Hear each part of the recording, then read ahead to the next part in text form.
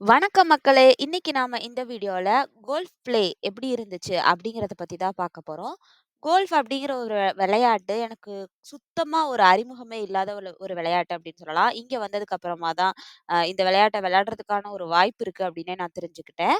கேலன்பர்க் கம்யூன்ல இருந்து ஒரு one day ஃப்ரீயா எல்லாருக்கும் கோல்ஃப் எப்படி விளையாடணும் அப்படின்னு சொல்லிக் குடுக்க ஆரம்பிச்சாங்க. இது எதுக்காக அப்படின்னு பார்த்தீங்கன்னா, பொதுவா இந்த ஊர்ல வின்டர் முடிஞ்சதுக்கு அப்புறமா எல்லாருமே அவங்களுடைய விளையாட்ட விளையாட ஆரம்பிப்பாங்க. ஏன்னா, அப்பதான் வெதர் ரொம்பவே நல்லா இருக்கும். ஸோ அந்த மாரி டைம்ல யாராவது அவங்களுக்கு இந்த விளையாட்ட பத்தி தெரியல. ஆனா, அவங்களுக்கு அது விளையாடணும்னு ஆசை இருக்கு அப்டின்னா, அத பத்தி தெரிஞ்சுக்கணும் அப்டிங்கிறதுக்காக ஒரு ஒன் டே ஃப்ரீயா எல்லாரையும் வச்சு அவங்க ஒரு ப்ரோகிராம் மாரி அரேஞ்ச் பண்ணுவாங்க.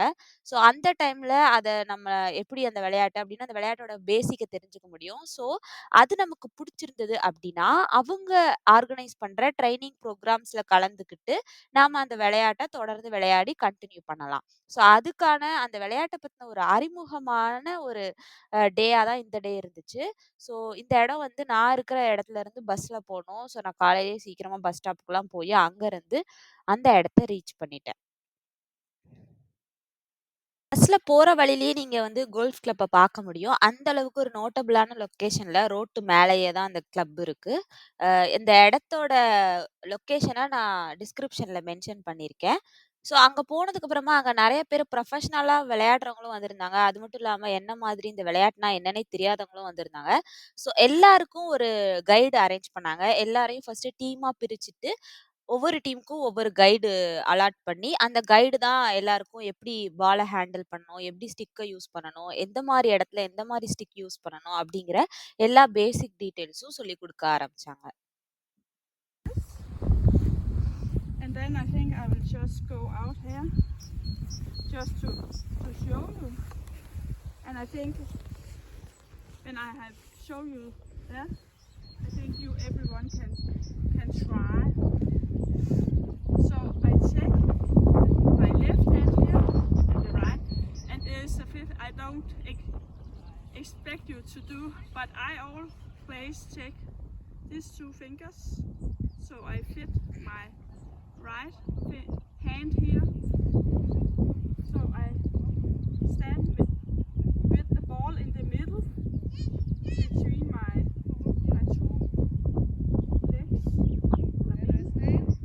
And then I swing a little, and then it was not so good.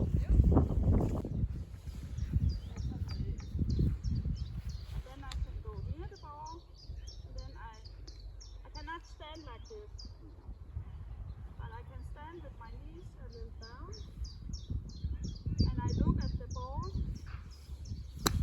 and I திருவிளையாடல் ஆரம்பம் படத்துல தனுஷும், பிரகாஷ் ராஜும் இத வச்சுட்டு விளையாடுவாங்க. அந்த மாரி ஈஸியா தான் இருக்கும் அப்படின்னு நெனச்சேன். ஆனா இல்ல. ஒவ்வொரு ஸ்டிக்கையும் எப்போ, எப்படி யூஸ் பண்ணணும், எந்த இடத்துல, எவ்வளோ தூரத்துக்கு அத எப்படி ப்ராப்பரா யூஸ் பண்ணணும் அப்படிங்கிற சில நுணுக்கங்கள்லாம் இந்த விளையாட்டுல இருக்கு. ஆனா பிராக்டிஸ் பண்ணா எதுவுமே நல்லா வரும் அப்படிங்கிறதுக்கு இதுவும் ஒரு உதாரணம் தான். இந்த விளையாட்ட தொடர்ந்து பிராக்டிஸ் பண்ணும்போது, ஒரு சாதாரண மனுஷனால 200 மீட்டர் தூரம் வரைக்கும் கூட கரெக்ட்டா டார்கெட் பண்ணி அந்த கோல் பாயிண்ட்ல அந்த பால போட முடியுது. அடுத்ததா நாங்க நெறைய பிளேயர்ஸ் மோஸ்ட்லி பிராக்டிஸ் பண்ணக்கூடிய ஒரு இடத்துக்கு போனோம். அந்த இடத்துல நெறைய பால்ஸ் குடுத்தாங்க. ஸோ டார்கெட்ட அவங்க ரொம்ப தூரத்துல ஃபிக்ஸ் பண்ணியிருந்தாங்க. 50 மீட்டர், 80 மீட்டர், 100 மீட்டர், 150 மீட்டர், 200 மீட்டர்ன்னு எவ்ளோ தூரத்துக்கு வேணா நீங்க டார்கெட் பண்ணி அடிக்கலாம். அந்த மாரியான ஒரு இடம். நீங்க ஒரு ஹாக்கி பிளேயரா இருந்தீங்கன்னா, இது உங்களுக்கு கொஞ்சம் ஈஸியா இருக்கும் அப்படின்னு நான் சொல்லுவேன். ஏன் அப்படின்னா, ஹாக்கில யூஸ் பண்ணக்கூடிய ஒரு சில நுணுக்கங்கள் இதுலயுமே வருது. ஈவன் எனக்கு சொல்லிக் குடுத்த அந்த கைடு அவங்க கூட இதுக்கு முன்னாடி ஹாக்கி பிளேயரா தான் இருந்திருக்காங்க. அதுக்கப்புறமா கோல்ஃப் நெறைய பெண்கள் விளையாடுறது இல்ல அப்படின்னு அவங்களுக்கு தெரிய வந்திருக்கு. அதனால கோல்ஃப்ல இன்ட்ரெஸ்ட் காட்ட ஆரம்பிச்சு 12 வருஷமா கோல்ஃப் விளையாண்டுட்டு இருக்காங்க.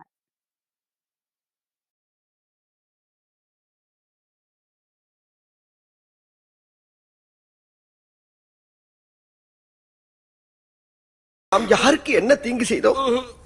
நமக்கு மட்டும் ஏன் இப்படி?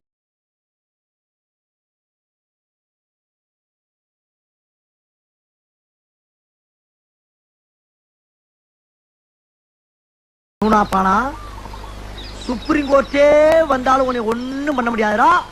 இதை இப்படியே மெயின்டைன் பண்ணு. but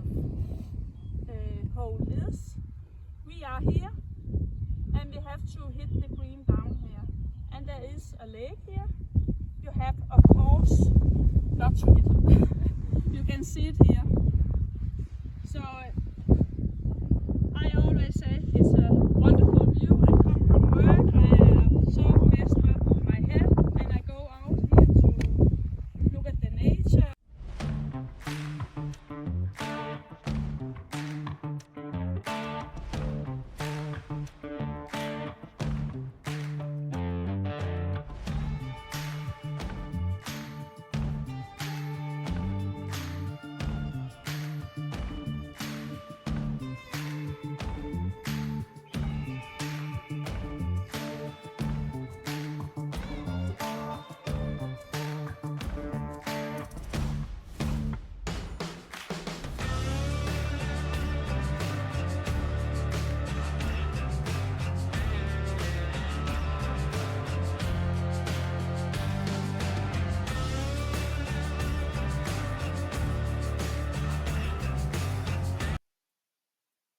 அன்னைக்கு ஒரு 8 கிலோமீட்டர் நாங்க நடந்திருப்போம் அப்படின்னு சொல்லலாம்.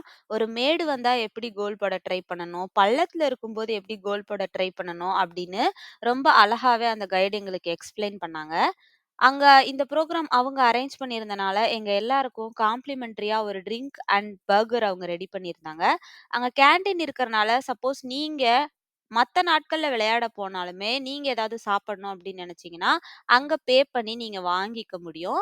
இது இந்த விளையாட்ட பத்தி தெரியாதவங்களுக்கான ஒரு நல்ல ப்ரோகிராமா இருந்துச்சு.